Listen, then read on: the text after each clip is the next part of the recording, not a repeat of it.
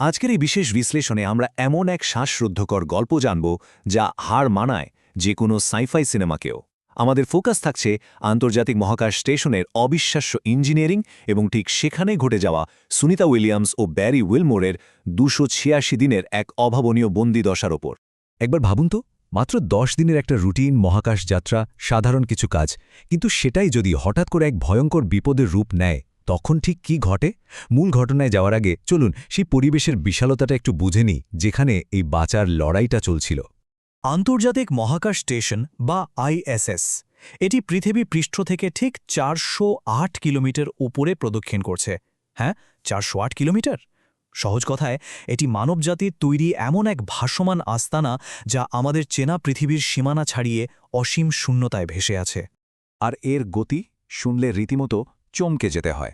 এই মহাকাশ স্টেশনটি প্রতি ঘণ্টায় প্রায় ২৮,০০০ কিলোমিটার বেগে ছুটছে, মানে প্রতি সেকেন্ডে প্রায় ৮ কিলোমিটার বা ৫ মাইল। চোখের পলক ফেলতে না ফেলতেই বিশাল একটা দূরত্ব পার। ঠিক এই অকল্পনীয় গতির কারণে স্টেশনটি মাত্র ৯০ মিনিটে গোটা পৃথিবীকে একবার চক্কর দিয়ে ফেলে। আর এর ফলে ঘটে এক অদ্ভুত ঘটনা।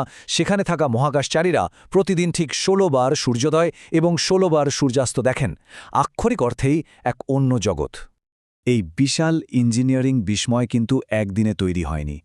১৫টি দেশ আর ৫টি মহাকাশ গবেষণা সংস্থার মিলিত প্রচেষ্টায় ১৯৯৮ সালে এর নির্মাণ শুরু হয়, যা শেষ হতে সময় লাগে ১ দশকেরও বেশি।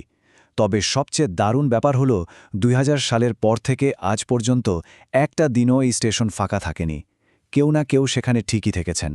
আকারের দিক থেকে এটি আক্ষরিক অর্থেই এক দৈত্যাকার কাঠামো, লম্বায় প্রায় ৩৫৭ ফুট, মানে একটা আস্ত ফুটবল মাঠের চেয়েও বড়। আর এর ওজন ৪,২০,০০০ কিলোগ্রামেরও বেশি। এত বিশাল আর ভারী হওয়া সত্ত্বেও এটি মহাকাশের শূন্যতায় একেবারে পালকের মতো ওজনহীনভাবে ভেসে বেড়াচ্ছে। মাইক্রোগ্র্যাভিটিতে প্রাত্যহিক জীবন। এই ভাসমান ল্যাবরেটরির ভেতরে দৈনন্দিন জীবনের ছবিটা কিন্তু একদম অন্যরকম। যেহেতু মাধ্যাকর্ষণ নেই, তাই স্নান করার মতো অতি সাধারণ কাজটাও এখানে বেশ ঝক্কির।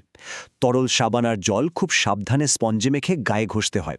একটু অসতর্ক হলেই জলের বিন্দু বাতাসে ভেসে গিয়ে কোনো দামি যন্ত্রপাতির শর্ট সার্কিট ঘটিয়ে দিতে পারে। ঘুমনের ব্যাপারটাও ঠিক এতটাই জটিল। বিছানায় শুয়ে পড়ার কোনো উপায় নেই।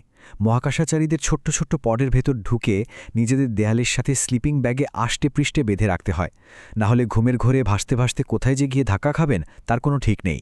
আর খাওয়া দাওয়া? সেখানে মূলত ভরসা করতে হয় আগে থেকে প্যাক করা খাবারের ওপর, যা হয়তো মাসের পর মাস পুরনো। সুনিতা উইলিয়ামস মানসিক শান্তির জন্য সাথে একটা ছোট গণেশ মূর্তি নিয়ে গিয়েছিলেন ঠিকই, তবে তিনি মজার ছলে জানিয়েছিলেন যে ওই মহাশূন্যে বসে সদ্য ভাজা গরম সিঙারার অভাবটা তিনি দারুণভাবে অনুভব করেছেন।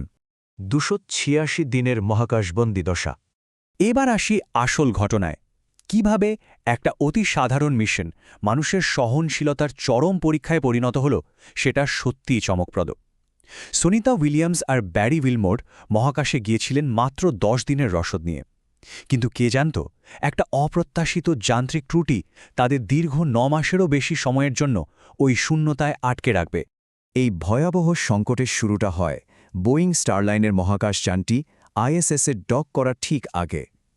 মহাকাশযানে হিলিয়াম লিক ধরা পড়ে এবং ২৮টি থ্রাস্টারের মধ্যে ৫টি পুরোপুরি বিকল হয়ে যায়। এরপর স্টারলাইনার খালি ফিরে আসে পৃথিবীতে, আর শুরু হয় উদ্ধার পাওয়ার এক দীর্ঘ ও হতাশাজনক অপেক্ষা।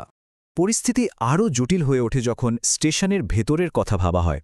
যেই স্টেশনটি স্বাচ্ছন্দ্যে ৬ বা ৭ জন থাকার জন্য তৈরি, সেখানে হঠাৎ করেই ৯ জনকে থাকতে হলো। স্বাভাবিকভাবেই অক্সিজেন, জল আর জমানো খাবারের মজুতে খুব দ্রুত টান পড়তে শুরু করে। উদ্ধার কাজের রাজনীতি। মহাকাশে যখন বেঁচে থাকার লড়াই চলছে, পৃথিবীতে তখন এই উদ্ধার কাজে বিলম্ব নিয়ে শুরু হয়ে যায় জোর রাজনৈতিক বিতর্ক। একদিকে যেমন অভিযোগ ওঠে যে নির্বাচনের আগে ইলন মাস্কের স্পেসএক্সকে কৃতিত্ব না দেওয়ার জন্যই বাইডেন প্রশাসন ইচ্ছে করে দেরি করছে, অন্যদিকে নাসার সরকারি বক্তব্য ছিল একেবারেই উল্টো। তারা স্পষ্ট জানায় যে এখানে কোনো রাজনীতি নেই, মহাকাশচারীদের জীবনের পূর্ণ নিরাপত্তা নিশ্চিত করতেই এই সময় নেওয়া হচ্ছে। পৃথিবীতে প্রত্যাবর্তন।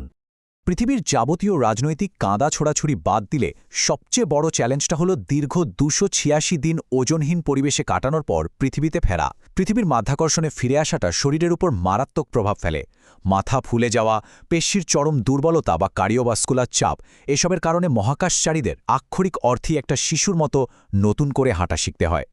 এই তীব্র শারীরিক ধকল সামলাতে উদ্ধার হওয়া ক্রুদের পৃথিবীতে ফেরার পর টানা ৪৫ দিন একটা কঠোর ও বিচ্ছিন্ন পুনর্বাসন প্রক্রিয়ার মধ্যে দিয়ে যেতে হয়।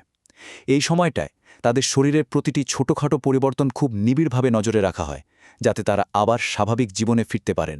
পরবর্তী সীমানা গগনযান। মহাকাশ মানেই পদে পদে বিপদ, কিন্তু এত সব বিশাল ঝুঁকি থাকা সত্ত্বেও মানুষের মহাকাশ অভিযান কিন্তু থেমে নেই। ভারতও এখন প্রস্তুত। আসন্ন গগনযান মিশনের মাধ্যমে 4 জন ভারতীয় বায়ুসেনা অফিসারকে ঠিক সেই একই 400 কিলোমিটার উচ্চতার কক্ষপথে পাঠানো হবে 3 দিনের জন্য। 20,000 কোটি টাকারও বেশি বাজেটের এই মিশনটি ইসরোর জন্য এক যুগান্তকারী মাইলফলক হতে চলেছে। এই পুরো ঘটনাটি আমাদের সামনে একটা খুব বড় প্রশ্ন তুলে ধরে। মহাকাশ ভ্রমণ যত বেশি অজানার দিকে এগিয়ে যাচ্ছে, মানুষের উচ্চাকাঙ্ক্ষা যত বাড়ছে, আমরা কি সত্যিই মহাশূন্যের এই অপ্রত্যাশিত বিপদের জন্য পুরোপুরি প্রস্তুত?